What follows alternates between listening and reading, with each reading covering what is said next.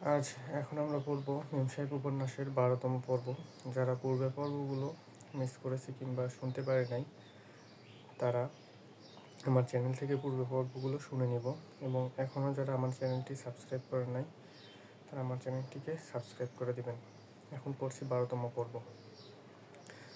বহুজনকে দীর্ঘদিন তৈলমর্দন করেও কলকাতার কোনো পত্র পত্রিকায় যখন কোনো চাকরি জোটাতে পারলাম না, তখন এক্সপ্রেস আর ক্রনিকলের ওই সামান্য অস্থায়ী কাজও বড় ভালো লেগেছিল। কিন্তু কতকাল?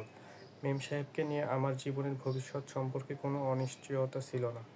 কর্মজীবনে সে অনিশ্চয়তা আমাকে একবার ধীরে ধীরে উদ্বিগ্ন করতে লাগলো। দীর্ঘদিন রিপোর্টিং ছাড়া প্রবন্ধ, ফিচার ইত্যাদি লেখা ঠিকই চলছিল। কখনো এ কাগজে কখনো সে কাগজে এসব লেখা ছাপাও হচ্ছিল।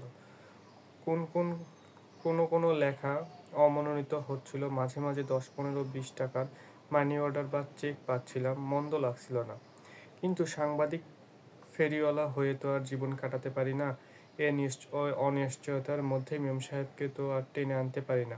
তাছাড়া আমাকে পাশ কাটিয়ে অনেক পরিচিত নতুন ছেলে ছোকরার দল অলিগলি দিয়ে কর্মজীবনের রেড রোদ ধরে ফেলল। নিজেকে বড়ই অপদার্থ এবং অকর্ণ মনে হলো। মেম সাহেবকে আমি কিছু বলতাম না। নিজের মনে অনেক কথাই চিন্তা করতাম। একবার ভাবলুম, চুলোয় যাক জার্নালিজম। যদি খেতে পড়তে না পেলাম, তবে আবার জার্নালিজমের শখ কেন? দুর্বল মুহূর্তে অন্য চাকরি বাকরি নেবার কথাও ভাবলাম।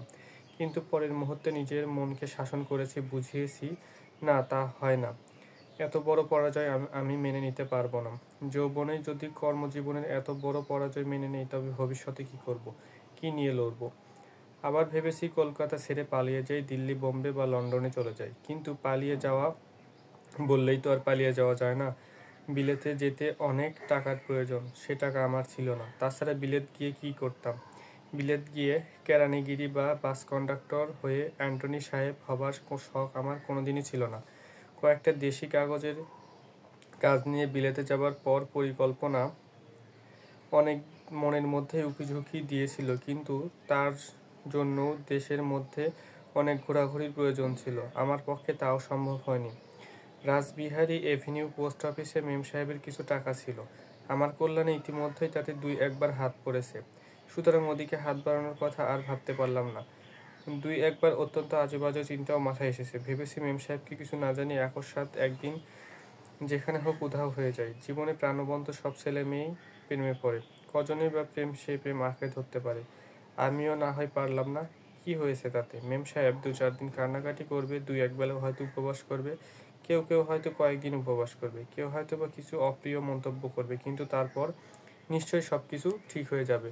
ডেভেলপমেন্ট ডিপার্টমেন্টের আমেরিকা ফেরত ফিশারি এক্সপার্ট সুবোধবাবু নিশ্চয়ই মেম সাহেবকে অপছন্দ করবেন না। তারপর শুভক্ষণে বুড়ো সাজ্জাদ হোসেনের সানাই বেজে উঠলে সুবোধবাবু জামাই বেশে হাজির হবেন। কিন্তু কিছু পরে মেম সাহেব বধূ বেশে সুবোধকে মালা পরাবে, পুরোহিত মন্ত্র পড়ে সম্পত্তি ট্রান্সফার পাকাপাকি করবেন, তারপর বাসর।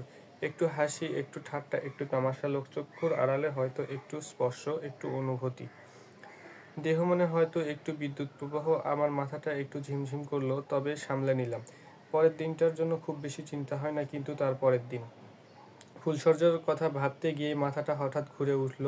রজনীগন্ধা দিয়ে সাজানো ওই ফর্মড রাবারের সজ্জায় মেম সাহেব একচ্ছত্র অধিপতি রূপে সুবোধ। তিলে তিলে ধীরে ধীরে যে মুকুল 24-25 বসন্তে পল্লবিত হয়ে আমার মানস প্রতিমা মেম সাহেব হয়েছে, যার মনের কথা, দেহের উত্তাপ, বুকের স্পন্দন শুধু আমি জেনেছি, পেয়েছি, অনুভব করেছি, সেই মেম সাহেবের অঙ্গে সুবোধের স্পর্শ অসম্ভব। তাছাড়া যে মেম সাহেব তার জীবনস্বর্গ দিয়ে নৈবেদন্য সাজিয়ে আমাকে সুখী সার্থক করতে চেয়েছে, তাকে এভাবে বঞ্চিত করে পালিয়ে যাব? না, তা হয় না। তবে আমি কি করব, তা ভেবে কোনো কুল কিনারা পাচ্ছিলাম না। মনে মনে অবশ্য ঠিক করছিলাম কলকাতায় আর বেশি দিন থাকবো না। খবরের কাগজে রিপোর্টার হবার দৌলতে বাংলাদেশে বহু প্রথাজ্যোতিষ ও লব্ধ প্রতিষ্ঠিত মানুষের সঙ্গে পরিচিত হবার দুর্ভাগ্য আমার হয়েছিল। দুর্ভাগ্য? হ্যাঁ, দুর্ভাগ্য নয় তো কি বলবো। কলকাতার ময়দানে মনুমেন্টের নিচে লক্ষ লক্ষ মানুষ এদের বক্তৃতা শুনে হাততালি দেয়, গলায় মালা পরায়।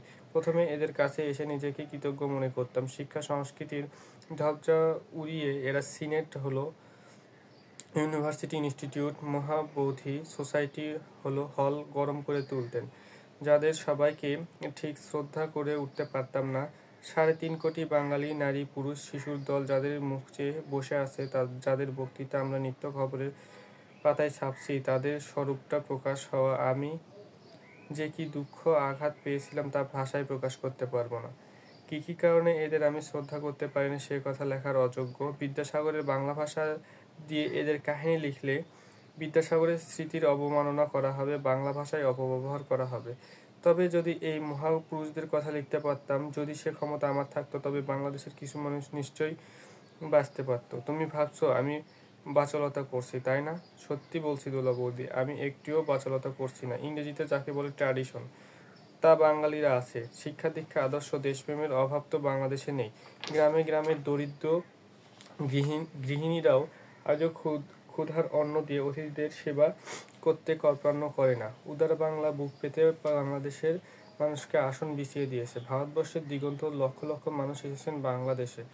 শিক্ষা দীক্ষা আদর্শ সর্বোপরি হৃদয়বত্তা সত্ত্বেও বাঙালি কেন মরতে চলেছে? বাঙালির ঘরে ঘরে কেন হাহাকার, কান্না? সারা দেশের মানুষ যখন নতুন প্রাণ স্পন্দনে মাতোয়ারা, তখন বাঙালি কেন এ দুরবস্থা? ৩.৫ কোটি বাঙালির মুখ থেকে হাসি কে কেড়ে নিল? কেন সারা যাত্রা সর্বহারা হলো? এইসব নানা অশান্তি মনকে তোলপাড় করে তুলছিল। মুখে কিছুই প্রকাশ করছিলাম না। বন্ধু বান্ধব সহকর্মীদের কেউই কিছু জানতে পারছিল না। আমার মনের মধ্যে কত চিন্তা ভাবনার কি যে বিচিত্র লড়াই চলছিল সে খবর কেউ জানতে পারল না। তবে মেম সাহেবকে ফাঁকি দিতে পারিনি। সেদিন দুজনে ন্যাশনাল লাইব্রেরিতে গিয়েছিলাম নোটস নেওয়ার কাজ শেষ করে। একটা গাছতলায় বসলাম দুজনে। আমি বোধহয় দৃষ্টি একটু অন্যদিকে ঘুরিয়ে নিয়ে কি যেন দেখছিলাম। মেম সাহেব বলল, ওগো চীনাবাদাম কিনে আনবো? আমি গেটের বাইরে থেকে 2 আনার চীনাবাদাম আর 2টো ম্যাঙ্গোলিয়ানা আইসক্রিম কিনে আনলাম। আইসক্রিম চীনাবাদাম খাওয়া শেষ হয়েছে। মেম সাহেব তখনও একটু ঝাল নুন খাচ্ছে আর জিভ দিয়ে রসনা স্বাদের আওয়াজ করছে। ওর কখন ঝাল নুন খাওয়া শেষ হয়েছে, কখন আমার কাছে রুমাল চেয়েছে তা আমি খেয়াল করিনি। মেম সাহেব হঠাৎ আমাকে একটা ঝাঁকুনি দিয়ে বলল, ওগো রুমালটা দাও না। আমি রুমাল দিলাম। রুমাল দিয়ে হাতটা মুখটা মুছে আবার আমাকে ফেরত দিল। এই নাও। রুমালটা পকেটে রাখতে রাখতে আমি জিজ্ঞাসা করলাম, তোমার রুমাল কি হলো? সর্বমঙ্গলার নির্মাল্য বেঁধে দিলাম, তোমাকে দিলাম না। ও তাই তো? মেম সাহেব প্রশ্ন করলো, একটা কথা বলবে? কেন বলবো না? আজকাল কি এত ভাবছো? কই কিছু না তো। ও একটু হাসলো, বলল, আমাকে শুয়ে বলতে পারো তুমি কিছু ভাবছো না? কথা শেষ না হতেই ও আমার হাতটা টেনে বুকের ওপর নিয়ে রেখে বলো। আমি হাতটা সরিয়ে নিয়ে বলি, কি ছেলে মানুষই করছো? মেম সাহেব একটু হাসে, একটু ভাবে, বোধহয় আমার কথায় একটু দুঃখ পায়। ওই ঘন কালো চোখ দুটো যেন শ্রাবণের মেঘের মতো ভারী হয়ে ওঠে। আমি এক ঝলক দৃষ্টি নিয়ে দৃষ্টিটা সরিয়ে নিই। মেম সাহেব একটা দীর্ঘ নিঃশ্বাস ফেলল। আমি দৃষ্টিটা আবার ঘুরিয়ে নিয়ে আসি। জানতে চাই, কি এত ভাবছো? জেনে তোমার লাভ। আমি ভেবেছিলাম সহজভাবে মেম সাহেবকে এড়িয়ে যাব, কিছু বলবো না, কিন্তু গভীর ভালোবাসায় ওর দৃষ্টিটা এত স্বচ্ছ হয়েছিল যে আমার মনের গভীর প্রদেশেও কোনো কিছু লুকানো সম্ভব ছিল না। ও স্থির জেনেছিল আমার মনটা একটু বিক্ষিপ্ত আছে, কিন্তু কি কারণে মনটা বিক্ষিপ্ত তা জানতে না পারায় মেম সাহেবের দুঃখ হওয়া স্বাভাবিক। সে কথা উপলব্ধি করেও ওকে ঠিক সত্য কথাটা বলতে আমার বেশ কুণ্ঠা হলো। 2-4 মিনিট দুজনেই চুপচাপ রইলাম। তারপর মেম সাহেব ডাকে, শোনো, বলো, তুমি আজকাল কি এমন ভাবছো যা আমাকে বলা যায় না? তুমি কি পাগল হয়েছো? তবে বলছো না কেন? অনিচ্ছা সত্ত্বেও একটা দীর্ঘ নিঃশ্বাস পড়ল। বললাম, কি বলবো মেম সাহেব, নতুন কিছুই ভাবছি না। ভাবছি কর্মজীবনের কথা। আর কতকাল এমন অনিশ্চয়তার মধ্যে থাকবো, তাই খালি ভাবছি। মেম সাহেব উড়িয়েই দিল আমার কথাটা। বলল, তা এত ভাবার কি আছে? কেউ একটু আগে কেউ একটু পরে জীবনে দাঁড়ায়। তুমি না হয় 2 বছর পরেই জীবনে দাঁড়াবে, তাতে কি এমন ক্ষতি হলো? ভাববো না? হকারের মতো ফ্রি করে রোজগার করতে আর ভালো লাগে না। হাজার হোক, বয়স তো হচ্ছে। মেম সাহেব তাড়াতাড়ি আমাকে কাছে টেনে নেয়, 2 হাত দিয়ে আমার মুখটা তুলে ধরে বলে, সি নিজেকে এত ছোট ভাবছো কেন? ছোট ভাবলাম না, তবুও ভদ্রলোকের মতো রোজগার করতে পারতাম। তোমার কি টাকার দরকার? না, টাকার আবার কি দরকার? বলো না, আমি তো মরে যাইনি। মেম সাহেব বড়ই উতলা হলো আমার কথায়। জানতে চাইলো, আর কি ভাবছো? বলবো নিশ্চয়। ভাবছি আমি এই অনিশ্চয়তার জীবনে তোমাকে কেন টেনে আনলাম। একটা আধা বেকার জার্নালিস্টের সংসারে তোমাকে এনে তোমার জীবন নষ্ট করব, তাই ভাবছি। মেম সাহেব রেগে ওঠে। চমৎকার, হাততালি দেব। কেন ঠাট্টা করছো? তোমার কথা শুনে আমি অবাক না হয়ে পারছি না। তোমার টাকা না থাকলে আমি তোমার কাছে ঠাঁই পাবো না। তুমি আমাকে এত ছোট, এত নিজ ভাবো? পাগল কোথাকার। তোমাকে আমার সংসারে এনে যদি সুখ, শান্তি, মর্যাদা না দিতে পারি, তবে ও আর এগোতে দিল না। তুমি 2-500 টাকা রোজগার করলেই আমার শান্তি? টাকা হলেই বুঝি সবাই সুখী হয়? তা না, তবুও ভদ্রভাবে বাঁচার জন্য কিছু তো চাই। আমার আমার সংসারের চিন্তা তোমার করতে হবে না। তুমি নিশ্চিন্তে মনে কাজ করতে যাও তো। কথায় কথায় বেলা যায়। সূর্যটা আস্তে আস্তে নিচে নামতে থাকে। গাছের ছায়া দীর্ঘতর হয়। বেলভিডিয়রের সুবিস্তীর্ণ প্রাঙ্গণ সূর্যরশ্মির বিদায় বেলায় স্নিগ্ধ মিষ্টি আলোয় ভরে যায়। মেম সাহেব আমার কাঁধে মাথা রাখে। ওগো, বলো, তুমি এসব বাজে বাজে কথা ভাববে না। আজ না হয় ভগবান নাই দিলেন, কিন্তু একদিন তো নিশ্চয়ই ভরিয়ে দেবেন তোমাকে। তুমি বুঝি সব কিছু জানো? 100 বার। ওয়েলিংটন স্কোয়ার আর মনুমেন্টারিং মিটিং কভার করেই তোমার জীবন কাটাতে হবে না। তবে কি করব? কি না করবে তাই বলো। দেশান্তরের ঘুরবে, কত বড় লোকের সঙ্গে তোমার পরিচয় হবে, তুমি কত কি লিখবে। তারপর? মেম সাহেব আমার গাল টিপে বলে, তারপর আর বলবো না। তোমার অহংকার হবে। তোমার হাসি পায় মেম সাহেবের প্লাব শুনে। তুমি কি বোম্বে যাচ্ছ? ও অবাক হয়ে বলে, আমি কেন বোম্বে যাব? হিন্দি ফিল্মের স্টোরি লেখার জন্য? অসভ্য কোথাকার। সেদিন আমি শুধু একটা মোটামুটি ভালো চাকরির স্বপ্ন দেখতাম। আর ভাবতাম অফিস থেকে আমাকে একটা টেলিফোন দিবে, আমি অফিসের গাড়ি করে রাইটার্স বিল্ডিং, লালবাজার যাব, পলিটিক্যাল পার্টিগুলোর অফিস ঘুরে বেড়াবো, চিফ মিনিস্টারের সঙ্গে দার্জিলিং যাব, রাইটার্স বিল্ডিংয়ের সেক্রেটারি, ডেপুটি সেক্রেটারিরা আমাকে উইশ করবেন, পুলিশ কমিশনার ভিড়ের মধ্যেও আমাকে চিনতে পারবেন, শ্যামপুকুর থানার ওসি আমাকে কাকলেট খাওয়াবেন। স্বপ্ন দেখারও একটা সীমা আছে। তাই তো আমি এগুলো পারতাম না। আর সেসব দিনের কথা ভেবে হাসি পায়। কোন দিন কি ভেবেছি আমার নিহারু শাস্ত্রী ইন্দিরার সঙ্গে পৃথিবীর পঞ্চমহাদেশ ঘুরে বেড়াবো। কোনোদিন কি কল্পনা করতে পেরেছি বছর বছর বিলেতে যাব? কোনোদিন কি ভাবতে পেরেছি প্রাইম মিনিস্টারের সঙ্গে এয়ারফোর্সের স্পেশাল প্লেনে দমদমে নামবো, রাজভবনে থাকবো? আরও অনেক কিছু ভাবিনি ভারতবর্ষের টপ লিডাররা আমার সঙ্গে রাজনীতি নিয়ে গোপনে আলোচনা করবেন। হুইস্কি খেতে খেতে অ্যাম্বাসেডরদের সঙ্গে ইন্টারন্যাশনাল এয়ারফোর্সে ডিসকাস করব। মেম সাহেব বোধ হয় এসব ভাবতো। কোথা থেকে কেমন করে এসব ভাবনার সাহস পেত আমি জানি না। তবে আমার কর্মজীবনে কৃষ্ণপক্ষেও সে আশা হারায়নি। তাই তো যতবার আমি নিরাশ হয়ে ভেঙে পড়েছি, যতবার আমি পরাজয় মেনে নিয়েছি, কর্মজীবনের পথ পাল্টাতে চেয়েছি, ও ততবার আমাকে তুলে ধরেছে, আশা দিয়েছে, ভরসা দিয়েছে, ভালোবাসা দিয়েছে, কখনো কখনো শাসনও করেছে। সবাই বুঝি মেম সাহেব, কিন্তু এই কলকাতায় পরিচিত মানুষের দ্বারে দ্বারে আর কিংবা প্রার্থী হয়ে ঘুরে বেড়াতে পারছি না।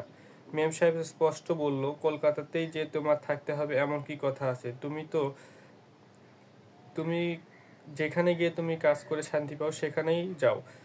এক মুহূর্ত চুপ করে আবার বলে, আমি তোমাকে আঁচলের মধ্যে থাকতে বলি না। মেম সাহেব আমার জীবনে একটা লক্ষ্য স্থির করেছিল। সে লক্ষ্য ছিল আমার কল্যাণ, আমার প্রতিষ্ঠা। আর চেয়েছিল প্রাণ ভরে ভালোবাসতে, ভালোবাসা পেতে। মধ্যবিত্ত সংসারে কুমারী যুবতীর পক্ষে এমন অদ্ভুত লক্ষ্য স্থির করে এগিয়ে যাওয়া সহজ ব্যাপার নয়। মেম সাহেবের পক্ষেও সহজ হয়নি। বাধা এসেছে, বিপত্তি এসেছে প্রলোভন। এই তো সুবোধবাবু আমেরিকা থেকে ফেরার পর যখন ইঙ্গিত করলেন মেম সাহেবকে তার বেশ পছন্দ, তখন বাড়ির অনেকেই অনেক দূরে এগিয়েছিলেন। মেম সাহেব কি বলেছিলেন জানো? বলেছিল, মেজদি, মাকে একটু বুঝিয়ে বলিস, রেডিমেড জামা কাপড় দেখতে একটু চকচক করে, কিন্তু বেশি দিন টেকে না। আর তার চাইতে সিট কিনে মাপ মতো নিজের হাতে তৈরি করা জিনিস অনেক ভালো হয়, অনেক বেশি সুন্দর হয়। মেজদি ইঙ্গিত বুঝেছিল। তবে আমার সঙ্গে ঘুরে ফিরে বেড়ানো নিয়ে মেম সাহেবের আত্মীয় মহলে গুঞ্জন উঠেছিল। অপ্রিয় অসংযত আলোচনা হতো মাঝে মাঝে। সে সব গ্রাহ্য করতো না। দেখ খোকনদা, আমি কচি মেয়ে নই। একটু একটু বুদ্ধি শুদ্ধি আমার হয়েছে, কিছু ভালো মন্দ বুঝতে শিখেছি। সব মিলিয়ে কলকাতার আকাশটা বেশ মেঘাচ্ছন্ন হয়ে উঠল। মেম সাহেবও ধীরে ধীরে উপলব্ধি করলো আমি আর বেশি দিন কলকাতা থাকলে দুজনেই মাথাটা খারাপ হয়ে উঠবে। ওগো, সত্যি তুমি এবার কোথাও যাবার ব্যবস্থা করো। আশেপাশের কতগুলো অপদার্থ মানুষের ভালোবাসার ঠেলাই প্রাণ বেরিয়ে যাচ্ছে।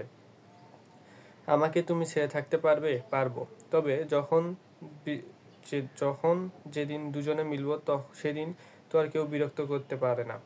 আত্মীয় স্বজন, বন্ধুর দল কেউ জানতে পারলো না। ধীরে ধীরে আমি দিল্লি যাবার উদ্যোগ আয়োজন শুরু করলাম। গোপনে গোপনে কিছু কিছু কাগজপত্র কাগজের অফিসে গিয়ে আলোচনা করলাম। শেষে একদিন আকস্মাত অপ্রত্যাশিত মহল থেকে এক নগণ্য সাপ্তাহিকের সম্পাদক বলেন, দিল্লিতে আমার একজন করসপন্ডেন্টের দরকার। তবে এখন তো 100 টাকার বেশি দিতে পারবো না। কুচপরোয়া নেই, 100 টাকায় যথেষ্ট। কথা দিলাম। ঠিক আছে, আমি যাব। কবে থেকে কাজ শুরু করবেন? আপনি যেদিন বলবেন। As early as you can go. মেম সাহেব পরের শনিবার ভোরবেলায় আমাকে কালীঘাটে গিয়ে পুজো দিল, প্রসাদ দিল, নির্মাল্য দিল। এই নির্মাল্যটা সবসময় কাছে রেখো। সন্ধ্যাবেলায় দুজনে মিলে ডায়মন্ড হারবারের দিকে গেলাম। বেশি কথা বলতে পারলাম না কেউ। মেম সাহেব বলল, আমার মন বলছে তোমার ভালো হবেই। আমার যদি ভালোবাসার জোর থাকে তাহলে তোমার অমঙ্গল হতে পারে না। আমি শুধু বললাম, তোমার দেওয়া নির্মাল্য আমার ভালোবাসা নিয়েই তো যাচ্ছি। আমার আর কি আছে বলো? সন্ধ্যার আবছা অন্ধকার নামতে শুরু করছিল। আমি উঠে দাঁড়িয়ে বললাম, চলো এবার যাই। ও উঠল না, বসে রইল। ডাকলো, শোনো। বলো, কাছে এসো। কানে কানে বলবো। কানে কানে কি বলবো? বললো জানো, বললো আমাকে একটু জড়িয়ে ধরে আদর করবে। আবছা অন্ধকারে একটু গাঢ় হলো। আমি দুহাত দিয়ে মেম সাহেবকে টেনে নিলাম বুকের মধ্যে। সমস্ত অন্তর দিয়ে, সমস্ত মন প্রাণ দিয়ে অনেক আদর করলাম। তারপর মাথায় আঁচল দিলে ও আমাকে প্রণাম করলো। আশীর্বাদ করো যেন আমি তোমাকে সুখী করতে পারি। সুধিষ্ঠির রাজত্ব দ্রৌপদীকে পণ রেখে পাশা খেলেছিল। আমার রাজত্ব ছিল না, তাই নিজের জীবন আর মেম সাহেবের ভালোবাসা পণ রেখে আমি কর্মজীবনের পাশা খেলতে যুধিষ্ঠির স্মৃতি বিজড়িত অতীতের ইন্দ্রপ্রস্থ, বর্তমানে দিল্লি এলাম। এখানে হচ্ছে মেম সাহেব উপন্যাসের 12তম পর্ব শেষ। আমার পড়ার মধ্যে যদি কোনো ভুল ত্রুটি হয়ে থাকে সেটা আমাকে বলবেন, আমি সেটা সংশোধন করার চেষ্টা করব। আজ এখানেই বিদায়।